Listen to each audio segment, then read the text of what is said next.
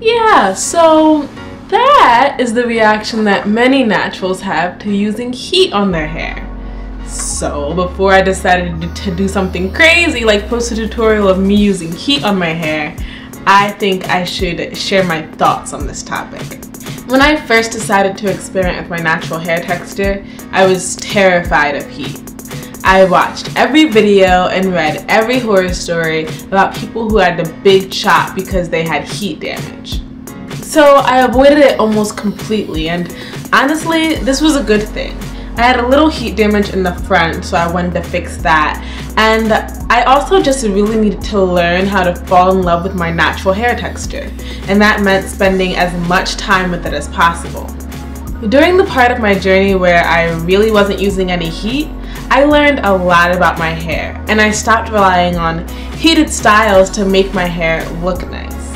During that first year, I only straightened my hair maybe twice for a few special occasions, but after that, I decided to begin experimenting with heat.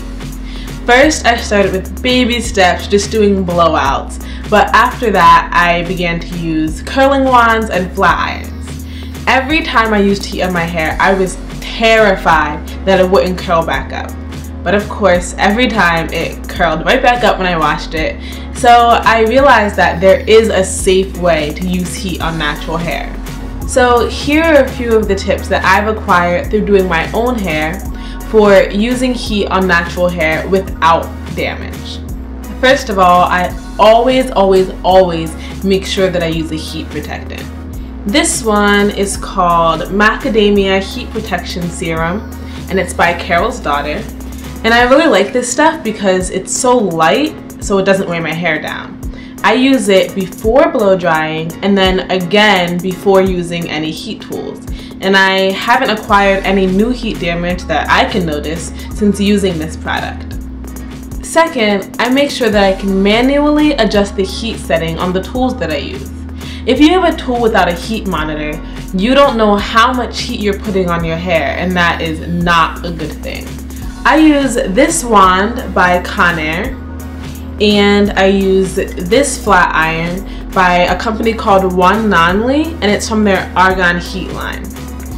Both of those tools have heat gauges, and I try to keep the heat between 350 and 400, and I haven't had any problems with that heat range. This piece of hair won't stay out of my face! Get back there. Stay. Alright. My third tip is, even though I use heat on my hair, I don't do it very often. I still wear my hair heatless most of the time. I mean, I'm not crazy. I know that excessive heat will lead to heat damage. I try to only use heat on my hair every couple of months at the most. So no longer am I afraid of a little heat, especially when I'm at school. I just don't always have the time or the energy to deal with my natural hair texture. Straightened hair is a lot lower maintenance than curls and coils, and it lasts a lot longer too. Styling with heat also gives me a much more immediate style, so if I have somewhere to go one night, I can do my hair during the day and not have to worry about it setting for hours. I know that a lot of naturals do not agree with me, and they don't use heat on their hair at all. And that is okay. You have to know what's best for your hair. I've been doing my hair long enough that I know that a little heat won't kill it. But if every time you straighten your hair, it all falls out, then maybe using heat isn't for you. So I hope you guys enjoyed this video. This is actually the first installment in a series that I'll be starting on my channel called My Thoughts, in which I'll be highlighting what I think about different natural hair practices.